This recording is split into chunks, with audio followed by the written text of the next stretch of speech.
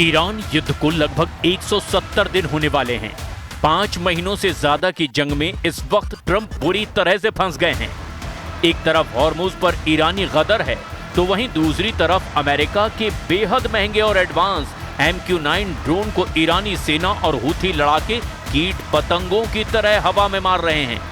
लंबी जंग से कराह रहे अमेरिकी सैनिक आपस में ही एक दूसरे पर खूनी हमले कर रहे हैं और खुदकुशी तक कर रहे हैं। ईरानी मीडिया तंजीम न्यूज और मेहर न्यूज ने दावा किया है कि अमेरिका का विमान वाहक युद्धपोत USS अब्राहम लिंकन जंग के मैदान से भाग रहा है, क्योंकि उस पर मौजूद 5000 अमेरिकी नौसैनिक भारी तनाव और डिप्रेशन का शिकार हो चुके हैं। फारस की खाड़ी और हॉर्मुज में इस वक्त 21वीं सदी का सबसे भीषण सैन्य दलदल बन चुका है। कूटनीतिक गलियारों में एक ही चर्चा है, हॉर्मुज के ट्रैप में डोनाल्ड ट्रंप का प्रशासन पूरी तरह उलझ गया है। ईरान के रणनीतिकारों ने साफ कर दिया है कि ये कोई 2-4 दिन की झड़प नहीं, बल्कि एक लंबी थका देने वाली जंग है। खुफिया रिपोर्ट्स और ईरानी सैन्य कमान के बयानों का दावा है कि तेहरान ने 2029 तक युद्ध जारी रखने की तैयारी कर ली है। ईरान का मानना है कि हॉर्मुज से दुनिया के 20% कच्चे तेल का रास्ता रोककर वो अमेरिकी अर्थव्यवस्था और वॉशिंगटन के सैन्य दबदबे को धीरे धीरे घुटने पर ले आएगा। कुल मिलाकर ईरान युद्ध ट्रंप के लिए कोड़ में खाज बन चुका है, जहां सिर्फ और सिर्फ अमेरिका को भारी नुकसान हो रहा है।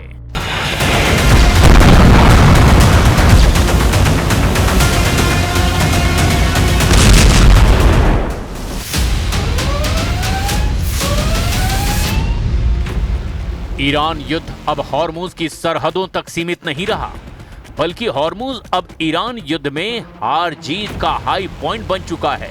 पूरा पश्चिमी एशिया इस वक्त युद्ध से पैदा हुए हालात को देखते हुए ईरान के खिलाफ डबल मोर्चा बनाने में जुटा हुआ है।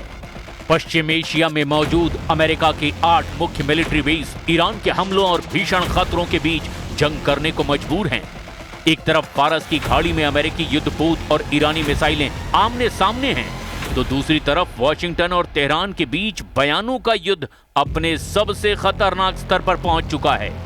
अमेरिकी राष्ट्रपति डोनाल्ड ट्रंप ने सोशल मीडिया पर दावा किया कि स्ट्रेट ऑफ हॉर्मुज पर अमेरिका का पूर्ण नियंत्रण हो चुका है, लेकिन ट्रंप के इन दावों की हवा खुद अमेरिकी अधिकारियों और अमेरिकी मीडिया ने ही निकाल कर रख दी। फारस की खाड़ी में चल रहा युद्ध अब उस मोड़ पर पहुंच चुका है जहां दुनिया की सबसे बड़ी सैन्य महाशक्ति अमेरिका को एक ऐसा झटका लगा जिसकी कल्पना पेंटागन के रणनीतिकारों ने भी कभी नहीं की थी। अमेरिकी वायुसेना का सबसे भरोसेमंद, सबसे अत्याधुनिक और घातक हथियार MQ-9 रिपर ड्रोन ईरान के आसमान और हॉर्मुज की हवाओं में मची तबाही का शिकार हो रहा है।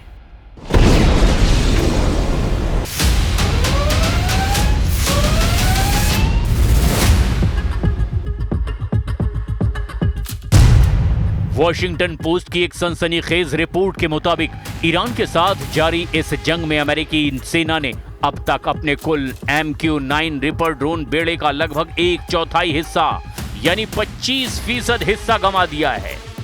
आंकड़ों की भाषा में समझें तो कम से कम 45 महंगे रिपर ड्रोन या तो मार गिराए गए या फिर तकनीकी खामियों की वजह से क्रैश हो चुके हैं। ये नुकसान केवल एक ड्रोन का गिरना नहीं, बल्कि अमेरिका की 1 अरब 30 करोड़ डॉलर यानी लगभग 11,000 करोड़ रुपए से ज्यादा के सैन्य साजो सामान का धू-धू कर जल जाना है। युद्ध शुरू होने से पहले अमेरिकी वायुसेना के पास करीब 165 और अमेरिकी मरीन कॉर्प्स के पास में 20 रिपर ड्रोन सक्रिय सेवा में थे, लेकिन इस जंग की आग इतनी भीषण रही कि महज कुछ महीनों के भीतर ही अमेरिकी एयरफोर्स की फ्लीट घट करके मात्र 135 के आसपास रह गई। पेंटागन के लेफ्टिनेंट जनरल डेविड टैबर ने अमेरिकी सीनेट में अपनी गवाही के दौरान इस भारी नुकसान पर गहरी चिंता जाहिर की, लेकिन सवाल ये उठता है कि दुनिया का सबसे हाईटेक माना जाने वाला ये हंटर किलर ड्रोन इतनी आसानी से निशाना कैसे बन गया? पहला कारण, उड़ान की गति और ऊंचाई। MQ-9 रिपर एक प्रोपेलर चलित ड्रोन है। ये बहुत तेज गति से नहीं उड़ता और जासूसी के लिए इसे अक्सर कम ऊंचाई पर मंडराना पड़ता है। ईरान के पास मौजूद अत्याधुनिक सरफेस टू एयर मिसाइल यानी एसएएम डिफेंस सिस्टम और इलेक्ट्रॉनिक वॉरफेयर यूनिट्स के सामने ये धीमी गति का ड्रोन एक सॉफ्ट टारगेट यानी आसान शिकार साबित हुआ। दूसरा कारण, संचार का टूटना। अधिकारियों के मुताबिक सभी 45 ड्रोन मिसाइलों से नहीं गिराए गए। ईरानी सेना के उन्नत इलेक्ट्रॉनिक जैमर्स ने अमेरिकी ऑपरेटर्स और ड्रोनों के बीच सैटेलाइट लिंक को काट दिया, जिससे कई ड्रोन बेकाबू होकर समुद्र और रेगिस्तान में क्रैश हो गए।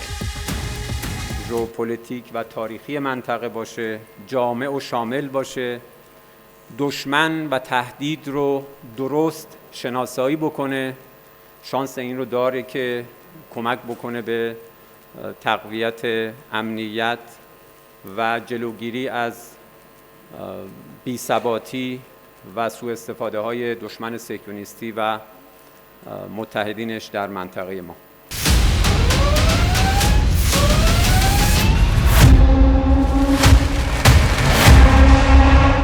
एक अकेले MQ-9 रिपर ड्रोन की कीमत उसके सेंसर, रडार और हथियारों के आधार पर 3 करोड़ से 5 करोड़ डॉलर यानी 250 करोड़ से 400 करोड़ रुपए के बीच होती है। 45 ड्रोनों के नुकसान का सीधा मतलब है कि अमेरिकी करदाताओं के 1 अरब 30 करोड़ डॉलर पानी में बह चुके हैं।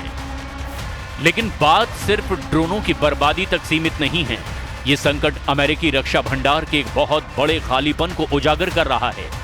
ईरान युद्ध के शुरुआती दौर में ही अमेरिकी सेना ने अपनी आक्रामक और रक्षात्मक क्षमताओं का बेहिसाब इस्तेमाल किया।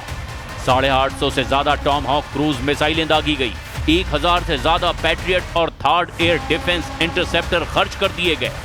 नतीजा ये हुआ कि अमेरिकी सैन्य कमांडरों को अपनी रणनीति में बदलाव करने के लिए मजबूर होना पड़ा। जिस रफ्तार से मिसाइलें और इंटरसेप्टर दागे जा रहे हैं, उस रफ्तार से अमेरिकी रक्षा उद्योग उसका निर्माण और सप्लाई नहीं कर पा रहा। हथियारों और ड्रोनों के इस भयंकर नुकसान ने अमेरिकी राष्ट्रपति डोनाल्ड ट्रंप के सामने एक बड़ा राजनीतिक और रणनीतिक धर्म संकट खड़ा कर दिया है।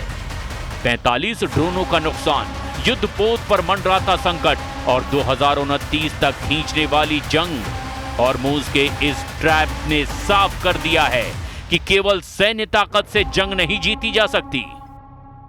Well, the thing I can say with confidence is I think this ends with the United States in a stronger position, with Iran not having a nuclear weapon, and with the Strait of Hormuz returned to a place where oil and gas prices are stable for the American people. I think the issue here, Will, is that the Iranians sometimes make commitments that they don't honor. They make a deal, they don't honor the deal. And I understand your point about the seesaw nature of this, but I think what that reflects is that we have a lot of tools at our disposal to compel action.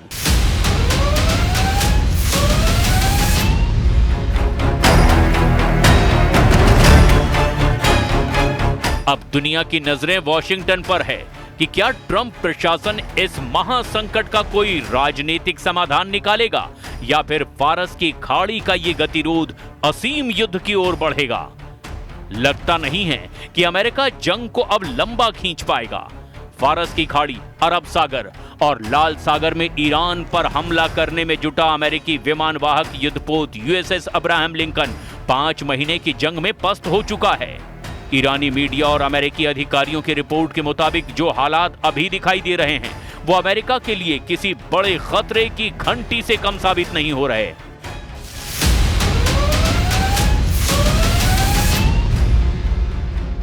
समुद्र के सीने पर America का सबसे बड़ा गुरूर यानी nuclear aircraft carrier USS Abraham Lincoln CVN-72 भी गंभीर संकट में घिर गया है।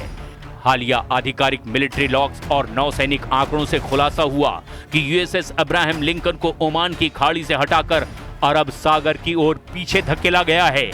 ईरान की तटीय एंटी शिप मिसाइलों और सुसाइड ड्रोनों की रेंज से खुद को बचाने के लिए पेंटागन को यह रणनीतिक कदम उठाना पड़ा है। बात सिर्फ सुरक्षा की नहीं, 260 से ज्यादा दिनों तक लगातार समुद्र में तैनात रहने की वजह से इस युद्धपोत पर तैनात 5000 से ज्यादा अमेरिकी नौसैनिकों में भारी मानसिक तनाव और आत्महत्या के प्रयास के साथ साथ बुनियादी रसद की कमी भी दर्ज की गई है। सीनेट समिति ने पेंटागन से जवाब तलब किया कि एक विशालकाय युद्धपोत को सीमा से ज्यादा घसीटने के कारण अमेरिकी नौसेना किस मोड़ पर आकर खड़ी हो गई है। एक तरफ ट्रंप अपने मतदाताओं से विदेश में अंतहीन युद्धों को समाप्त करने का वादा करते रहे हैं, तो दूसरी तरफ ईरान के साथ ये जंग हर बीतते दिन के साथ और ज्यादा खर्चीली होती जा रही है। पेंटागन और ट्रंप प्रशासन ने अमेरिकी कांग्रेस से युद्ध के खर्चों और खाली होते रक्षा भंडारों को फिर से भरने के लिए 67 अरब डॉलर यानी लगभग 5,60,000 करोड़ रुपए के आपातकालीन सप्लीमेंट्री पैकेज की मांग की है। अमेरिकी रक्षा मंत्री पीट हेग्सेथ के मुताबिक केवल सितंबर के अंत तक ही इस युद्ध की लागत 37 अरब 50 करोड़ डॉलर तक पहुंच जाएगी और इसमें ईरानी हमलों में क्षतिग्रस्त हुए अमेरिकी सैन्य ठिकानों की मरम्मत का खर्च शामिल नहीं है। अब देखना यह होगा कि ऐसे हालात में ईरान अमेरिका पर भारी पड़ता है या फिर अमेरिका ईरान को पूरी तरह से तबाह कर देता है।